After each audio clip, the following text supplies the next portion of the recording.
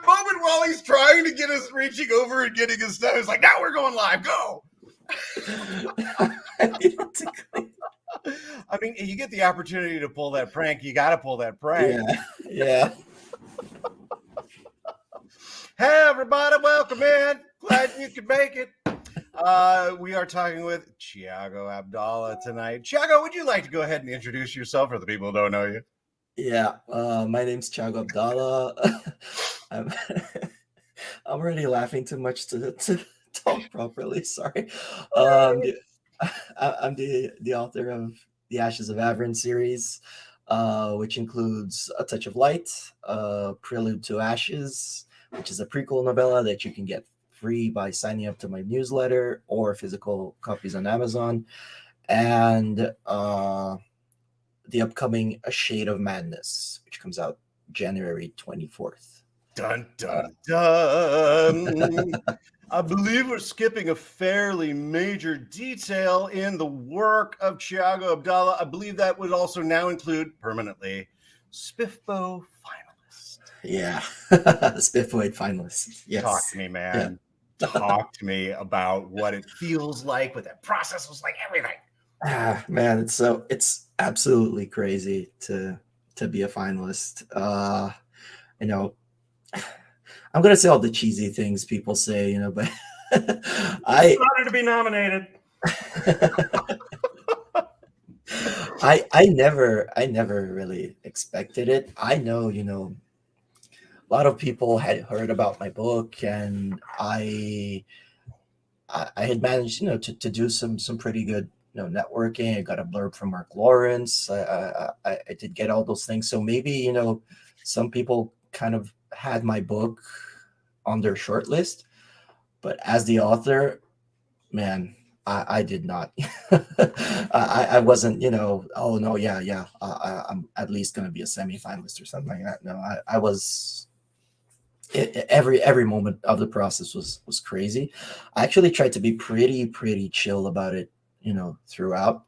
And Spiffbo, I was talking to Steve, me here and Chris last week, I think. Friday conversation, and I said that the real win is the friends you make along the way, But I did make a lot of friends, and one of the people who's stuck with me is Andrew Meredith, and he's been, a good friend throughout. And he was also competing. He made semifinals with Thrice. He's a great author. He's a great guy, and we talked a lot. And I was super chill up until I got picked as a semifinalist, and then it was like, okay, so maybe this is real. So now, obviously I really wanted it, but when I got picked as a semifinalist, it was my brain kind of clicked and said, okay, so maybe now's, stuff I can dare to hope. Yeah. And then I got like super nervous the rest of the way. Okay. And we kind of suffered together. Andrew was like my brother in the trenches there. So oh, nice. Yeah. Well, soon he's going to be nominated a fourth time. Yeah. So when the announcement came down, were you like on the floor sobbing? Were you like, I'm going to go crack open a bottle of champagne? Honey, I love you. What was your reaction? I had my then 2-month-old daughter in my arms in the dark, trying to put her to sleep. And I was talking. I'm sorry, time out. We got to go back like 15 seconds. Are you looking at is this a notification on Twitter or email or what? So yeah. I was talking to Patrick about the cover reveal for book 2. And, I just sent him a few details, and then he comes back to me like a few minutes later. Congrats on being a finalist. And my answer was, what? It was exactly just what? Because I hadn't seen anything. What a guy to tell you. Yeah. Perfect guy to tell you. Yeah, I told him exactly that. He goes, "You hadn't seen it? Sorry." I'm like, "No, this was perfect. There's no better way of knowing. It's so epic." So, Patrick was the one who broke the news. Okay, so Patrick breaks the news. You're in there in the dark with your 2-month-old. Yeah. yeah, and I couldn't do anything because it's really hard to put babies to sleep. So I was just like holding her and trying to hold it all in. But then I put her to sleep, and I was just kind of So, numb. so you had to put a cap on it and like Yeah, hold it in for 20 minutes before you could yeah, like let the jar yeah, out. yeah, Oh my gosh. So yeah. what have things been like since? I mean, when did the announcement come down? 3 weeks ago? Two? It was October 28th, 28. So 3 weeks ago ish. Friday. Yeah, it was the same day I revealed the cover for book two, So which how is crazy. how have things changed? Yeah, oh my gosh. Talk about the most perfect timing in the world. It was like bam, cover, bam, finalist. Take it Yeah, all. yeah, yeah. Like, everything on the same day. So I yeah, like it to was think that crazy. you planned it that way. Yeah, yeah, I totally planned it that way. I'm a marketing genius. Who's Ryan Cahill? That guy. So, like, have things changed? Are you getting more feedback and people talking to you? And, oh, Yeah, yeah. I mean, there's just this, you know, this massive spotlight that gets put on you, and because there's this massive spotlight on Spiffbo, it's not on me necessarily. It's on all the finalists, right? but So people talk about it all year round. And yeah, this is the point where it's like, okay, let the 6 months begin. And it's yeah, these 8 books, 10 books, 10. 10 books, yeah, yeah, and yeah, and Cassidy at Covers with Cass, she started this kind of parallel, like she got 10 booktubers, bookstagrammers together, and they're doing like their own read through of the 10 finalists. So even if I didn't do anything, just for being a finalist, people talk about Spiffball. So you just get that kind of press, I guess. And Cass, she read it such a light. She's such an amazing supporter as well. And She's right behind you. yeah, no, that's my mother-in-law arriving to help with the kids, which are asleep, thankfully. But you never know. You don't have to Um, bottle it in. yeah, yeah.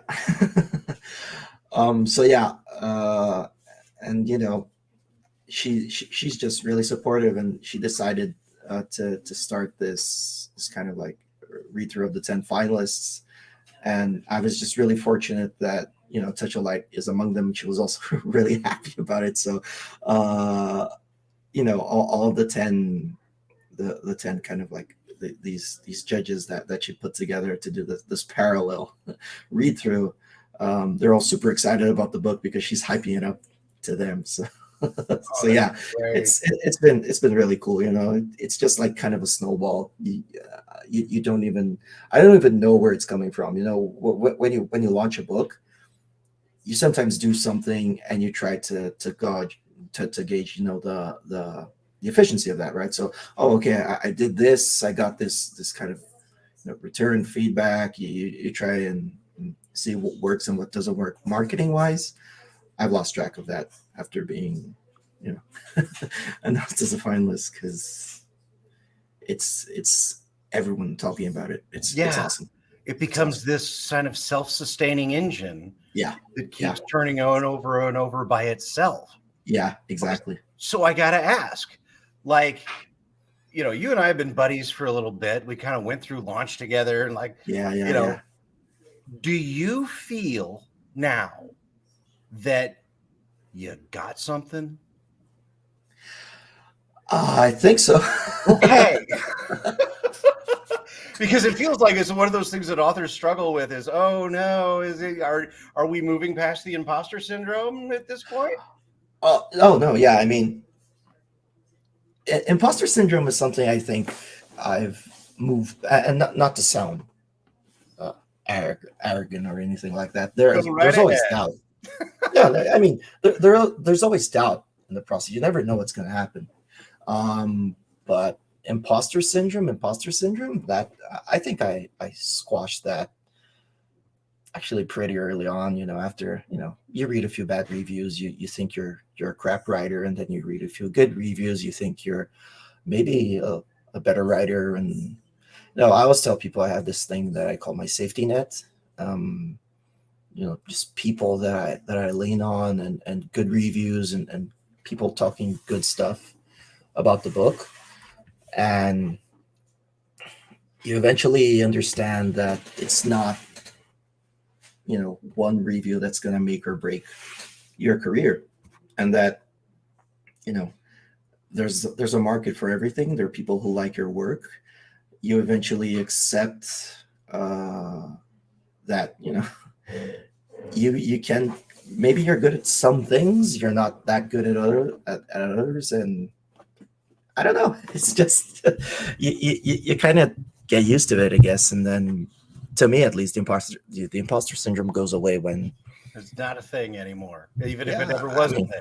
It's just like I yeah, got this. Well, one of the things that I really like about you is that you have a very analytical mind, and you I do. come at writing from an analytical, methodical perspective. Yeah, Like when you actually let's talk about this real quick, because one of the things that I'm fascinated about is your wife gets pregnant, yeah, and you say, "Oh, you know what? I should write a book." yeah. Perfect timing. It's like you just decided that you needed to get that taken care of before the kids showed up, or what?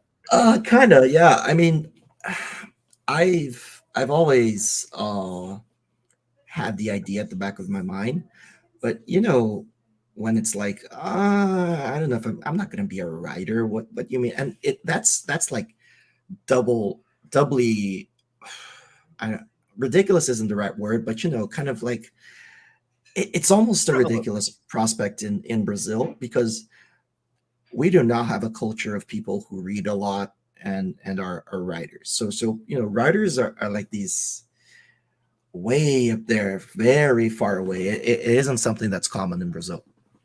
Writing in a language that's not your own, that's insane.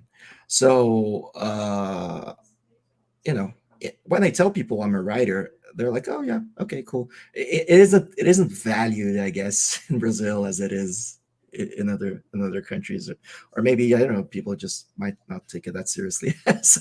Uh this was something I had to kind of get over, to say, okay, yes, I am going to do this. I'm going to try my hand at this. I like fantasy too much to not be, lost in these worlds. And I want to create my own, basically. I want to have my own worlds. I want to try it. So um it took me a while.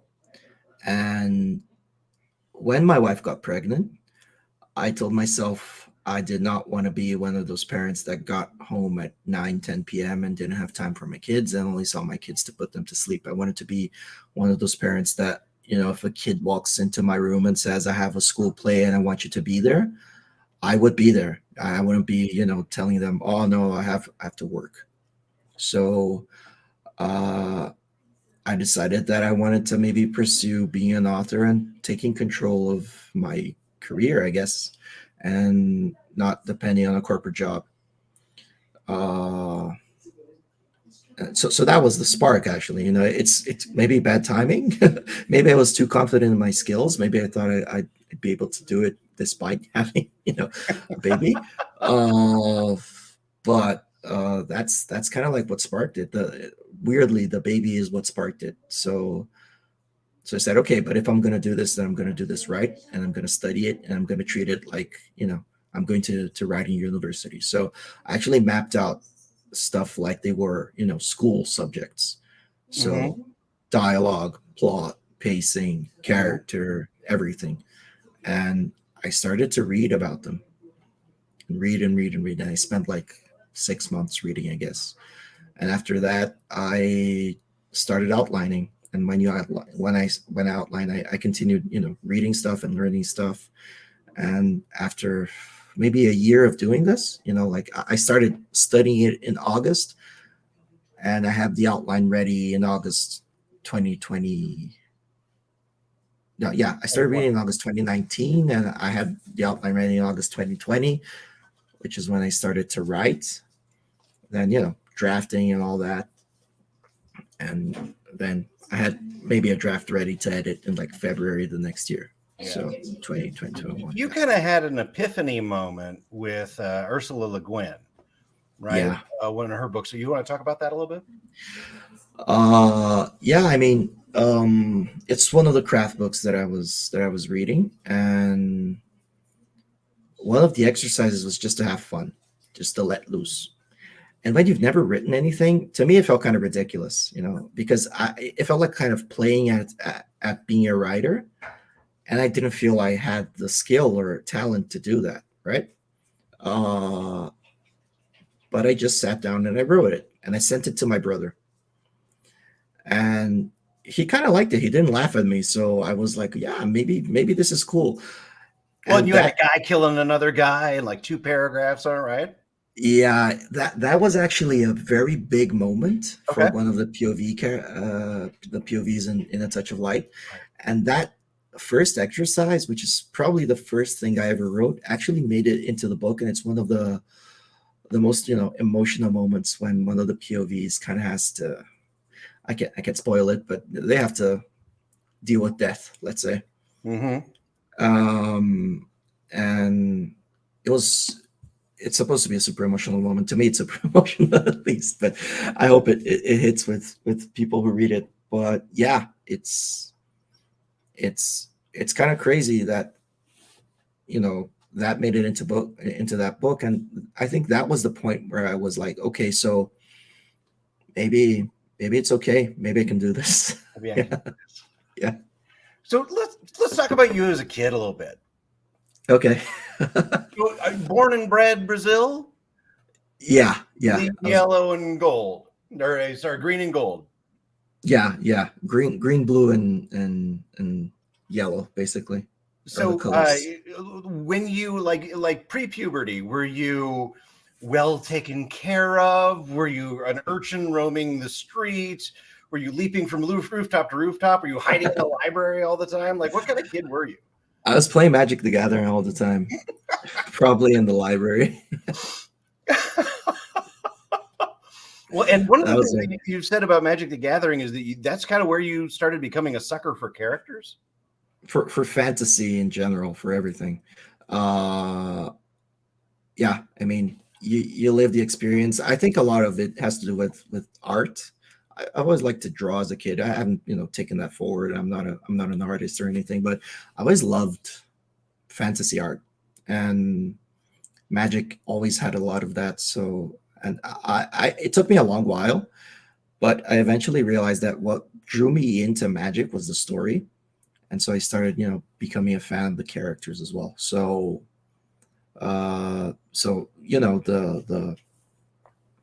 the drive for writing a novel probably was born with that, I guess. So All those. were you a nerd hanging out in the library playing Magic the Gathering with other nerds, or Yeah, was that only one aspect of what was going on? Were you also a jock? Were you also a performer?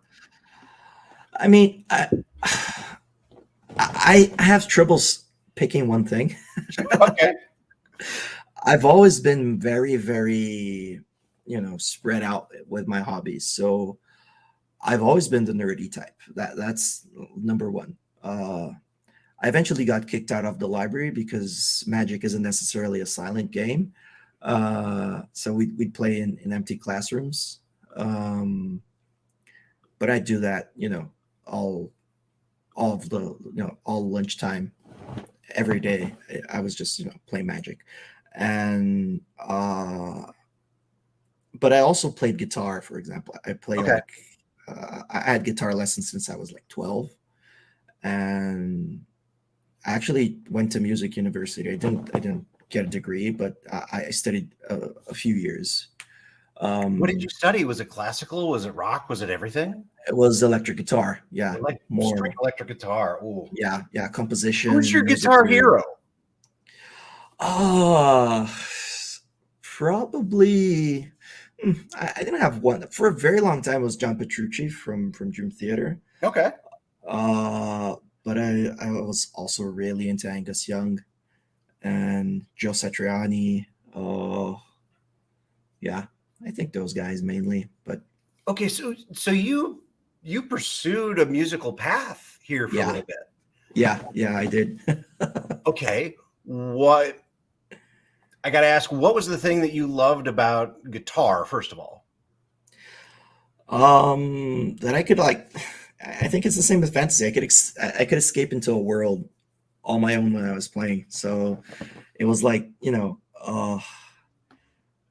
it was, I had to practice like 4 hours a day Hmm. because music is a very practical kind of thing, right? If you don't practice, you don't get better. It's not like theory or reading or whatever. So, all the hours that I was practicing, I was kind of like in my head learning to be just comfortable with myself. I guess it's I've always liked being alone, so I've always been kind of a loner, but not in a I'm not lonely. I like being alone, Hmm. if that makes sense. Absolutely. So so so yeah, playing guitar just kind of felt natural because I was in kind of like that world of my own, just feeling the music, I guess. So you pursue this path. You're a semester, a year into school, longer than that. Yeah. Okay, and then In you make a music, different decision. yeah, I actually went to music school and business school at the same time. So I Oh, studied music during the day, like in the mornings, and that's all. At least in Brazil, university isn't like the entire day. It's like the morning period. Then I get out, study a bit in the afternoon, go to the gym, and then at night I went to business school. So that was my life for like 3 years. so literally burning the candle at both ends on both sides of the brain. Yeah, yeah, Okay, exactly. sure. You're Um, resilient, brother.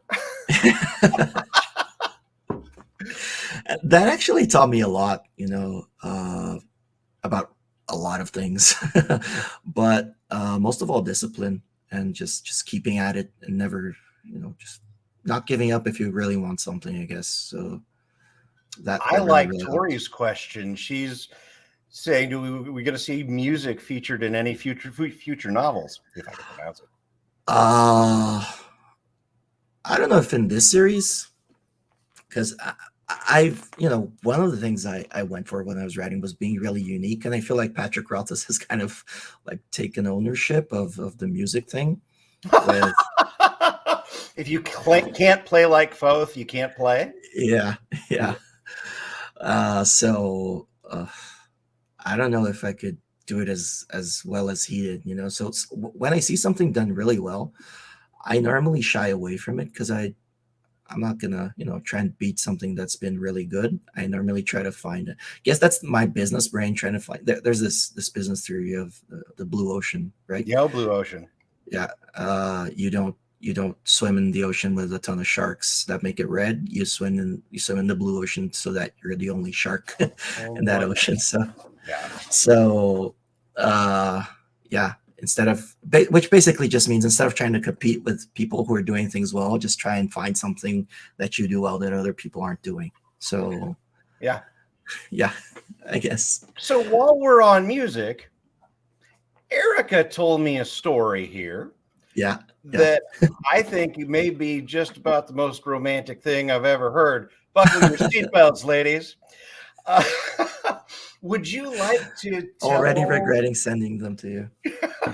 Would you like to tell everybody during the time that you were engaged why you were bringing home an electric keyboard? Yeah. So I had this idea because why not? Because planning a wedding isn't stressful enough No, that, or that expensive I, enough.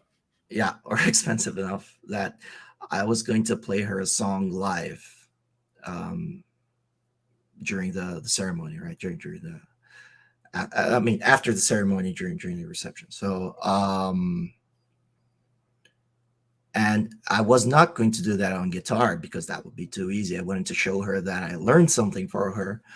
I've always been a horrible singer, but I learned how to play. And her best friend and her husband and her best friend's husband are actually music majors. They they, Mm. they actually studied music and have music degrees. So um, I told her, but sorry, a lot of moving parts. I have to get stuff Sure. in order. So yeah, I wanted to do that. So I decided that I was going to learn how to sing and play the piano to play her the song. And the song that I picked was "All of Me" by John Legend. So Oh, nice. yeah, which can be simplified, but it's kind of a hard song to sing. But anyway, And it's really dependent on the vocal performance. yeah, yeah, yeah. Uh, so I decided that I was going to learn that, and I asked her friends for help, and I kind of came up with some excuse at first, but then I got scared that she was going to think I was doing something wrong, you know?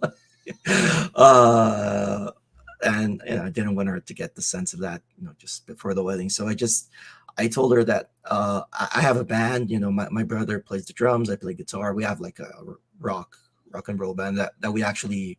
This wasn't a secret. We were gonna play at the wedding, like 3 or 4 songs. So I just told her one of the songs had a piano bit that I had told everyone I'd play. So I actually bought a keyboard, and I used that as an excuse to be able to practice at home, because I couldn't just have the lessons and not practice. I had to practice it. And I put on headphones so that she wouldn't know the song that I was practicing, and I practiced like kind of under her nose, I guess. And then day of the wedding. Yeah. How's I that was I was trembling, man. I couldn't even do her first dance properly because I was so nervous that I was gonna play straight after, play and sing. go? Uh, she laughs about it. She tells everyone that I got the dance all wrong, because we had actually done dance lessons, and I wasn't that bad as I was on the day. Wasn't that But bad. yeah, I mean, I was bad, but I wasn't that bad. Like on the day of the wedding, which was, you know, it wasn't, a disaster, but I just got my feet in the wrong place all the Sure. time. I It's a was big really day. nervous. Got a lot going on, man. Yeah, yeah.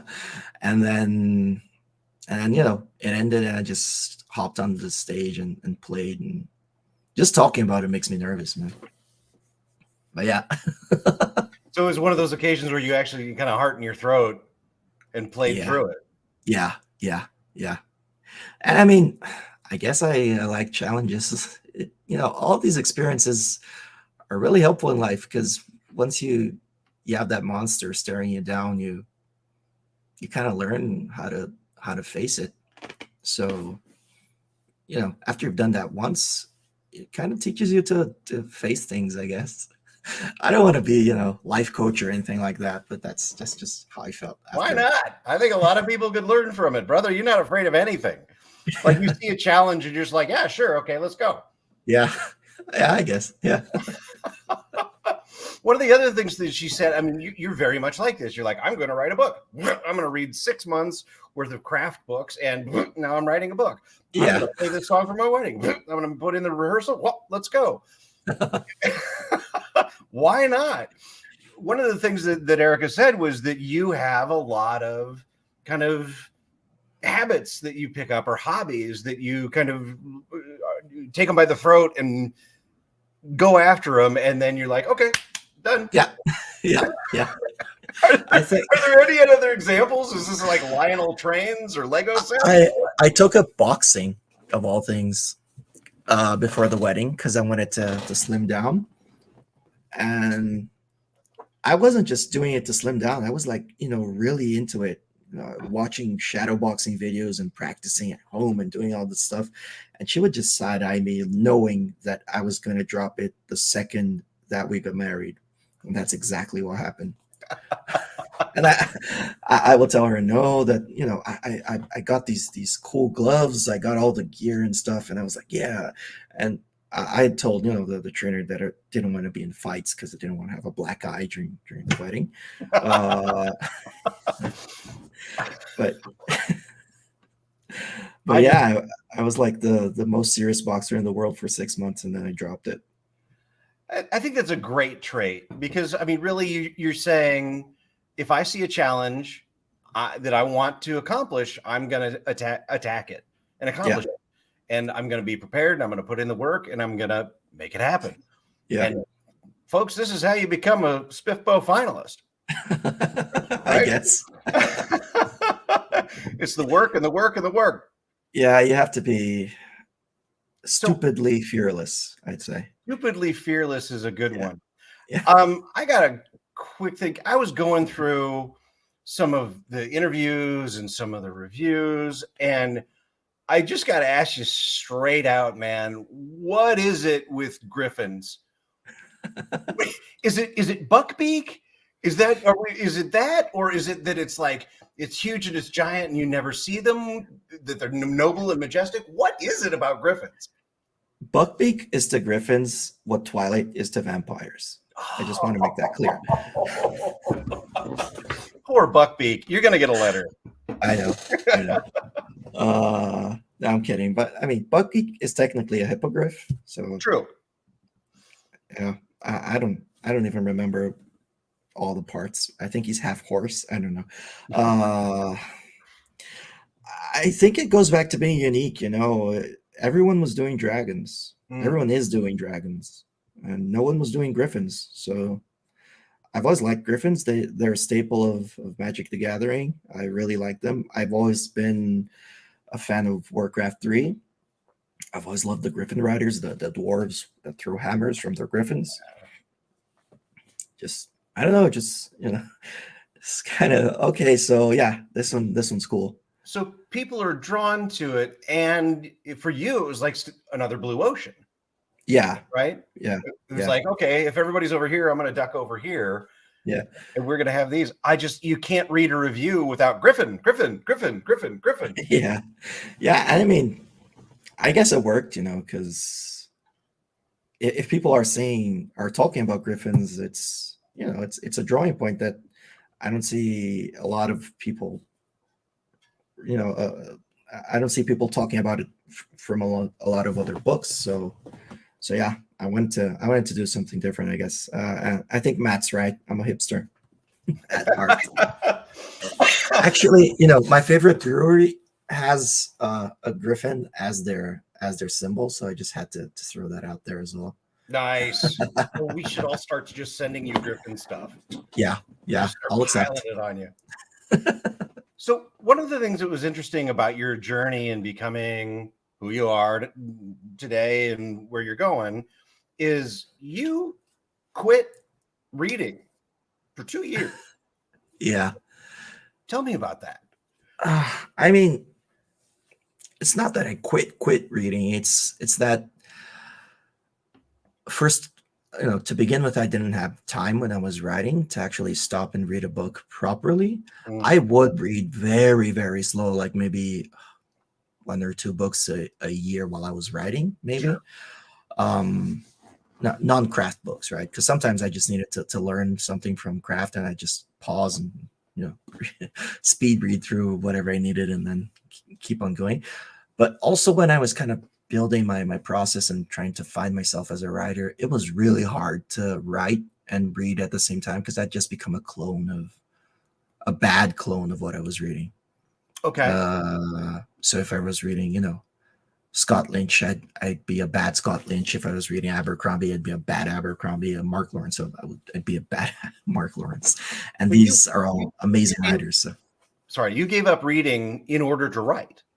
Yeah, it was basically the sacrifice, I guess. Right. Okay. But it was temporary. I knew I'd come back, and.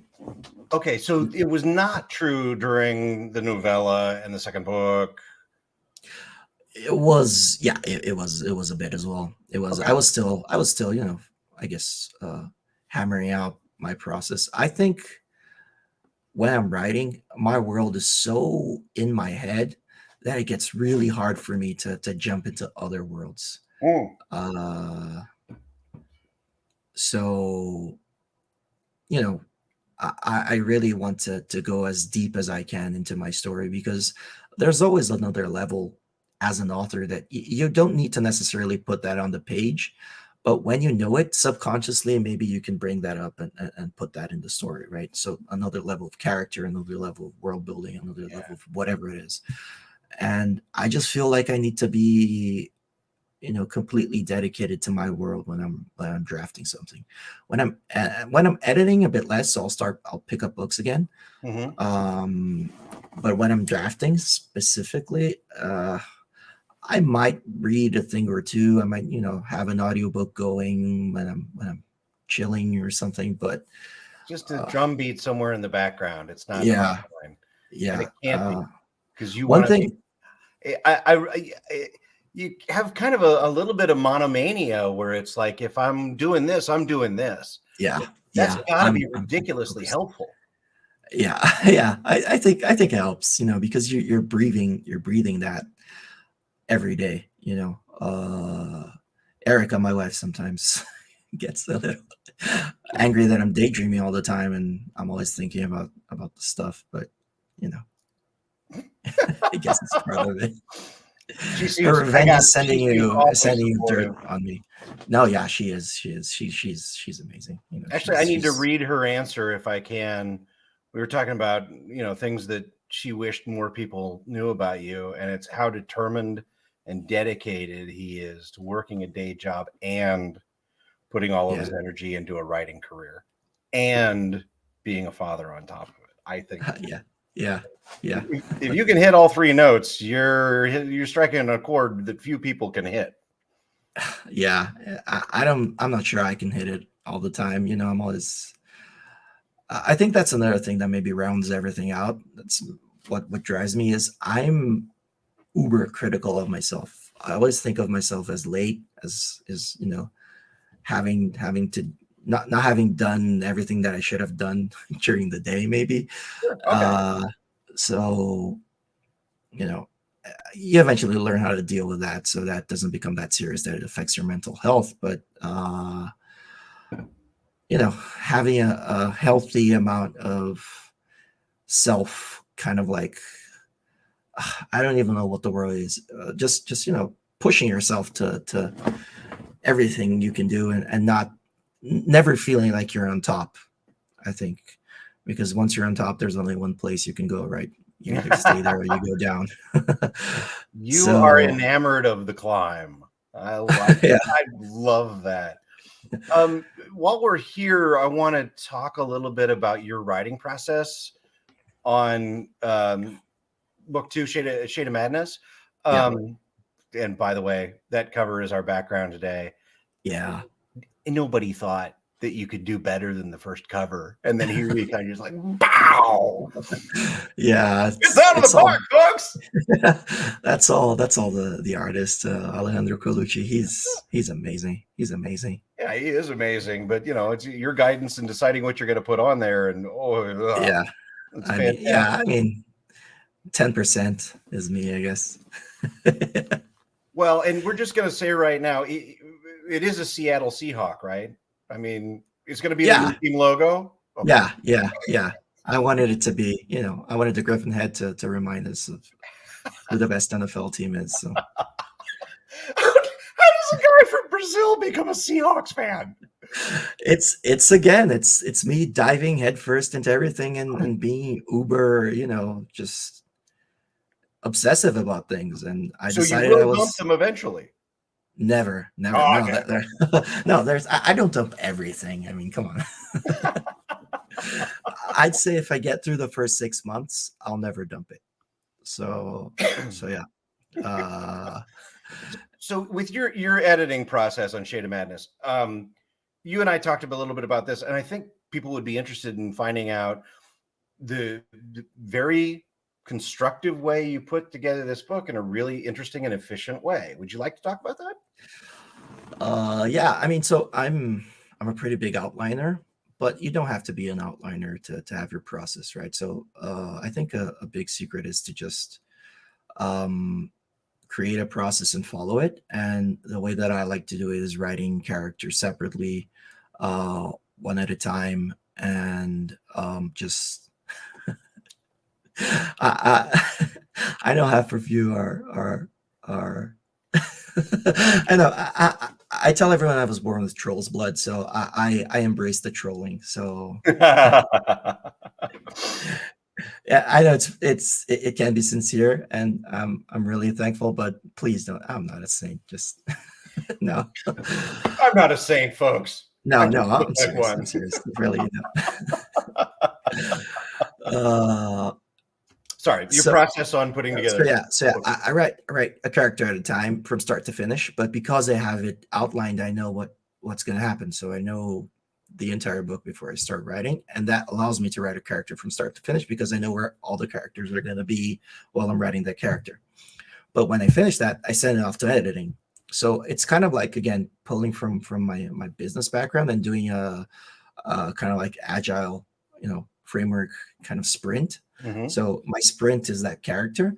I finish that character, send it off to editing, then I start another character while the editor is working. So it's not like, you have to do this lump of work and then the other person is just waiting for you while you finish that lump of work. It's like, okay, I do this little bit, send it off, the other person starts working while I do this other little bit, I'll send it off. And it makes the process faster, a lot faster. Yeah.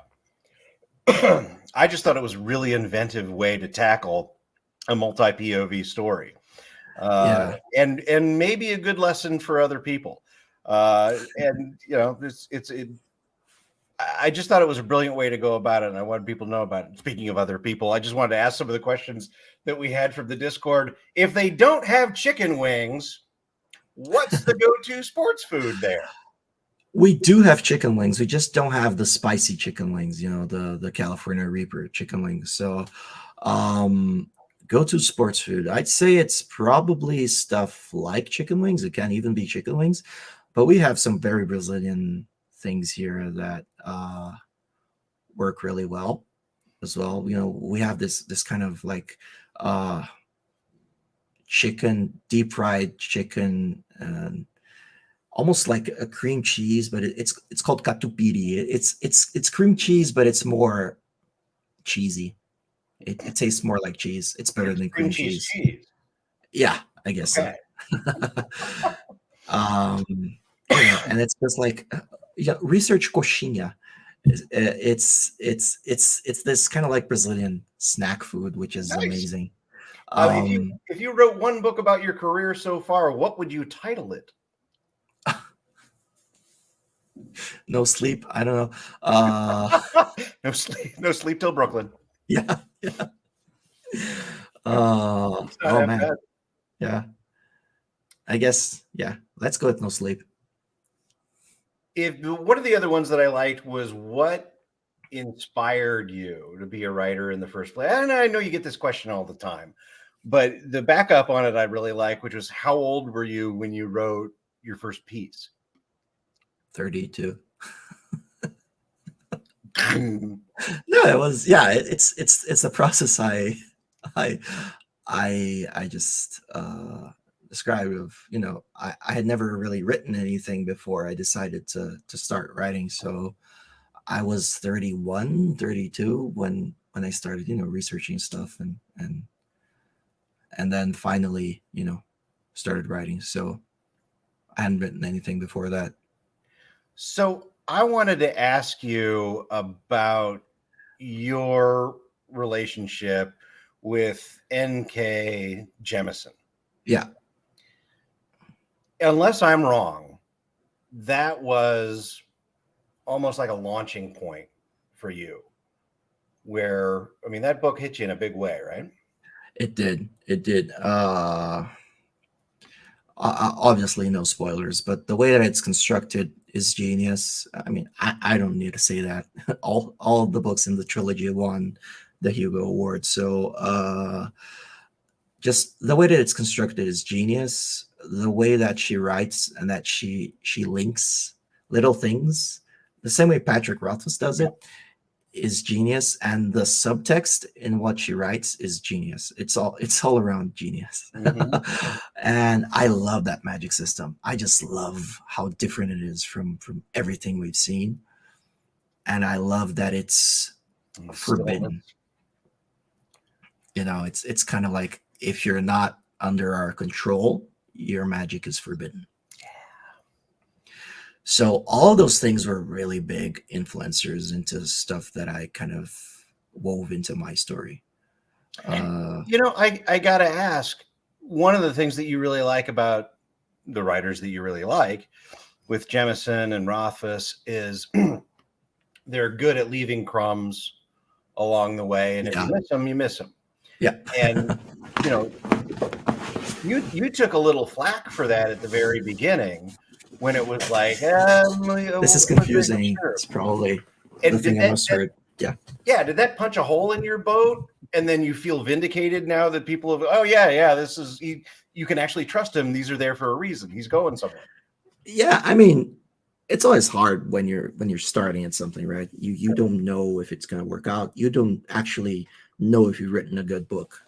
And I like to raise the hypothesis that a good book is kind of relative, because a great book can be great for some people and bad for others. So Tolkien gets tons of bad reviews. yeah, exactly. So, does a good book or a bad book even exist, or is it all in the eye of the reader, right? So if we're trying to get philosophical about it, but it's really hard as a debut author to accept that, right? When you get your first 1 star, you're like, oh my God, no one's gonna buy my book. Oh my God, I should have done this better. You know, I took too many risks. I thought it would be okay. I wrote it the way I wanted to write it, and people are gonna hate it. People don't understand it. I thought people were going to be smarter than this. No, that's not. What I thought wasn't. I thought people were gonna be smarter than this. It was. I thought I had written it in a way that was clear enough for someone who's not in my mind to understand. So I think that's a really good point, because it's a really fine line. It's really easy to get arrogant about your work and say, I did it the way I wanted to do it. And if people don't understand it, that's their problem. And I really don't believe that, because I think if you're putting out a product into people's hands and you're charging money for it, it is your responsibility as a writer to make it understandable, right? To make the writing show people what you have in your mind. So that's what I worried about. It was always directed at me, right? It's like, I didn't do good enough. But what I liked watching was that criticism falling away as more and more people kind of came on board and like, oh, this is good. Oh, this is good. Oh, this is good. Yeah. And all that kind of went to the wayside. And, everybody's obviously celebrating the story now in a big way. And I just think that Spiffle will do that. Yeah. Right. It's like you took a deep breath, you took a risk, and it really paid off. Oh, I've got one from Kay. I'm sorry. I haven't even read it yet. When you decided you were going to sit down and start writing, what was the hardest thing for you to overcome? And what might you do differently? Oh, that's a great question. I think it was imposter syndrome. I think it was accepting that I could do this. I would wake up every day and there was a little voice in my head telling me, you have a stable job. You're going to have a kid. You want to have a second kid, which I now have. What in the world are you doing? So building that confidence of like getting this kind of stable life. I haven't quit my day job. I still have my day job, but redirecting my focus to writing. I think that was the hardest thing I had to overcome. It was like that little voice that, some days you wake up and you're like, yeah, I'm going to do this. It's going to be great. But most days when you're starting out, it's the other little voice that's telling you, what are you doing, man? Why are you doing this? Do you need to do this? Are you sure you want to be doing this? Yeah. And as it turns out, it's all worth it. Yeah, I guess. I hope it's not a guess. I hope because this is a fuse that lit immediately and has been going ever since. Yeah. I mean, I have no intention of slowing down. I'm very, very happy with where I am, but I still see myself as a rookie. And I'm not saying this to sound, humble or anything. I released my book in March. It hasn't been a year. I haven't been an author for a full year yet. So I am still very much a rookie. There's still a lot I need to learn. Every time I get, comments from my editor back, that's just abundantly clear. There's so much that I need to learn about writing. All right. All right. Oh, yeah. Yeah. And I'm not saying that they're great comments, and I agree with them, and that's why I see it and say, oh man, yes. Why don't I do this? But yeah, I mean, I still have a long path before me. That's why I say I guess. It's because I guess it's the not never thinking you're on top kind of mentality, right? There's still a long way to go, but I really do think there's still a long way to go. Oh yeah, I mean the whole world is open before you, man. Yeah. I wanted to ask about 3 different writers, and do you mind if we go over 40? I mean, we're already at 50 minutes. Do you mind? No. Okay. Go ahead, man. Go ahead. I try to usually cut things off at 45, but no. It's you. Yeah. So there's an interesting melange that goes along with you when you talk in interviews. And there are a couple different names that keep coming up. We've already talked about Jemison and Rothfuss, right? Yeah. But there were 3 that kept coming up that I think are really interesting. And I'd kind of like to get your thoughts on what you get from each of these 3, because they're on little different ends of the spectrum. Mm-hmm. Mark Lawrence is one that's obviously come up again and again. Yes. Joe Abercrombie. Yes. Is another one. Yes. And then Harry Potter. Harry Potter. When you were reading those books, sorry, go ahead. No, I don't remember the Harry Potter references. You can remind me. Oh well, then I blew it on the interview. I'm so sorry. We'll call it a day here. You had talked about how when you were reading those books that you were really enchanted by them, yeah. and how they kind of took you somewhere that nobody else had before. Yeah, that's right.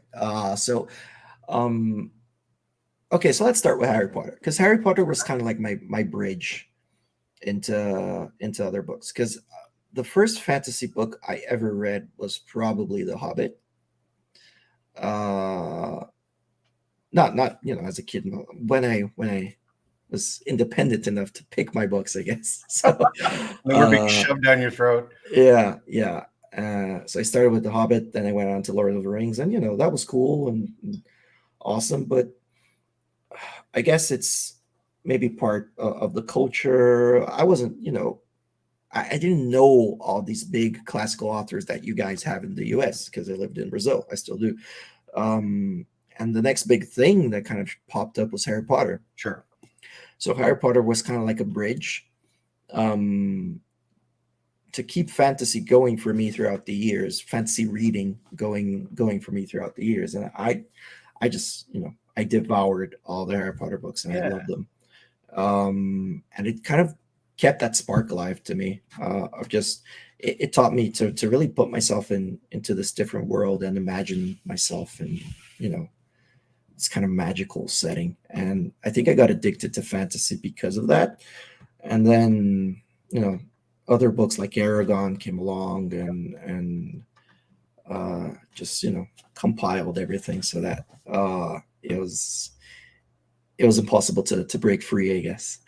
But once I had that, just ingrained in my being, then I started to branch out. And I think the next big thing that I went to was George R. R. Martin. Okay. And from there, I hopped on to Mark Lawrence and Joe Abercrombie. And but what do you get out of Lawrence, and what do you get out of Abercrombie? Sure. And they're different for you? So for me, I really, really love Mark Lawrence's world building. Mm-hmm. I think it's something people don't talk about enough. I think his worlds are spectacular, and they are very well put together. And if you read any of his stories, you'll see that they are based in, I don't want to spoil anything, but they're based in something that you will realize that is very well evolved.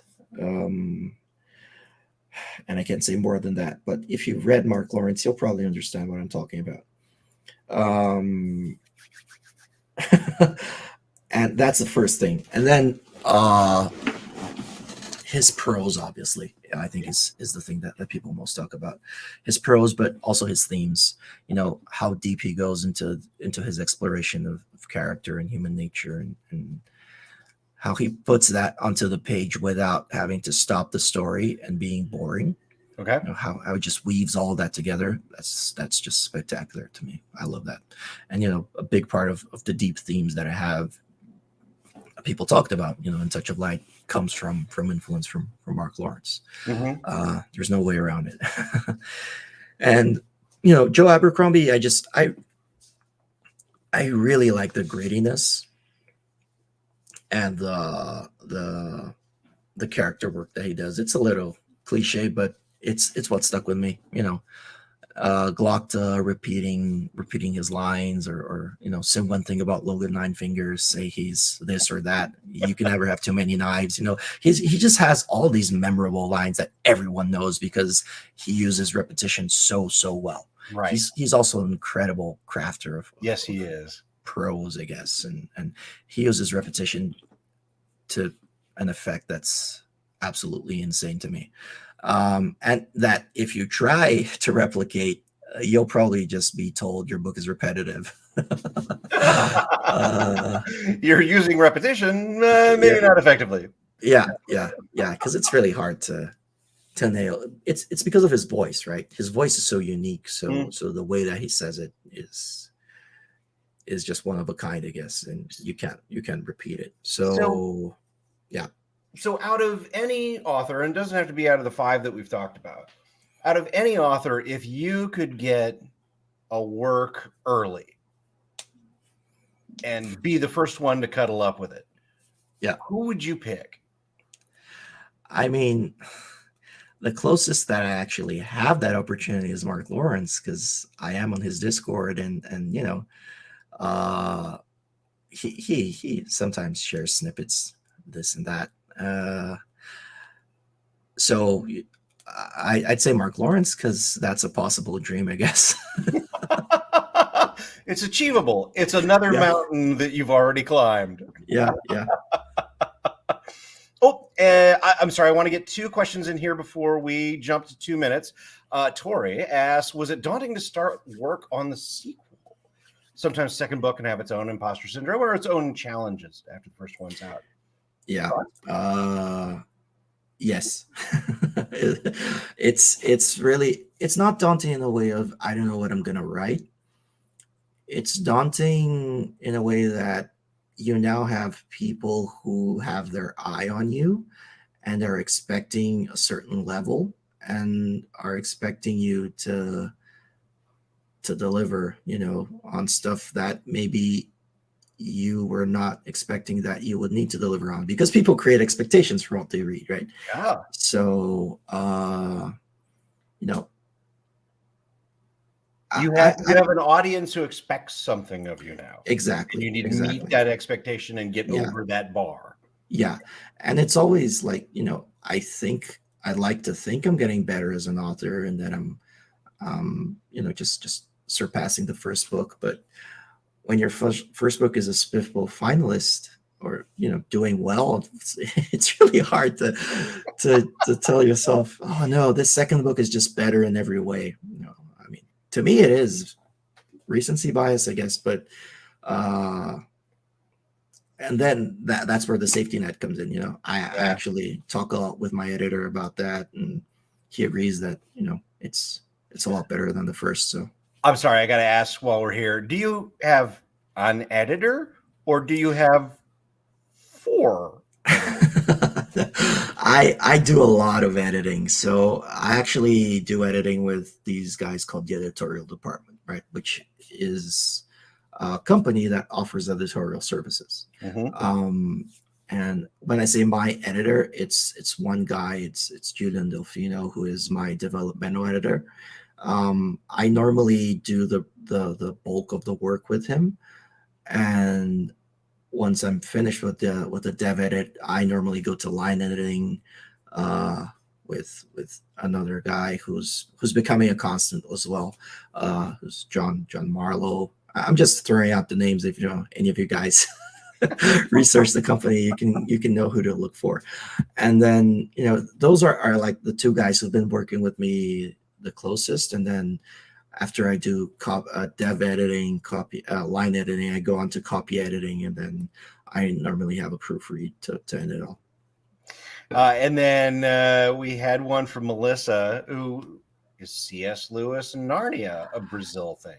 It became a lot more known after the movies. I'd say Brazilians are a lot more drawn to visual media than reading. It could just be my point of view. I don't want to speak for Brazil because someone's gonna point a finger at me. Some Brazilians gonna point a finger at me. But you don't want to become the national spokesperson for Brazil.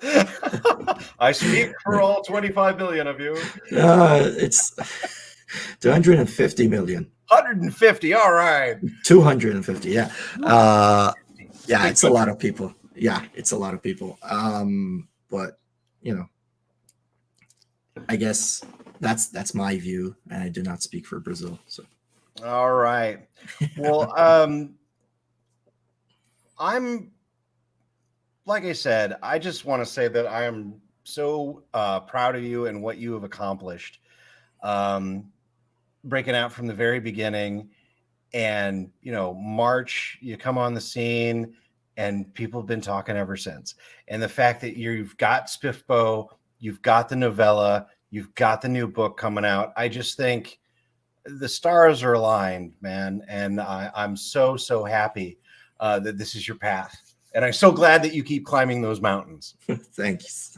I really, really hope you're right on all of that. I am because I really want this, I do. No, I mean, I know that I dedicate my heart and soul into this. I do the best I can do, and I'm happy with that because, it's all you can do, I guess.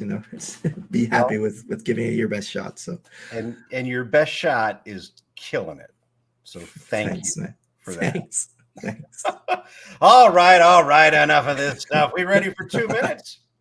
Yeah, always. All right, let's knock it out of the park. Here we go. 2 minutes with Thiago Abdalla, starting now.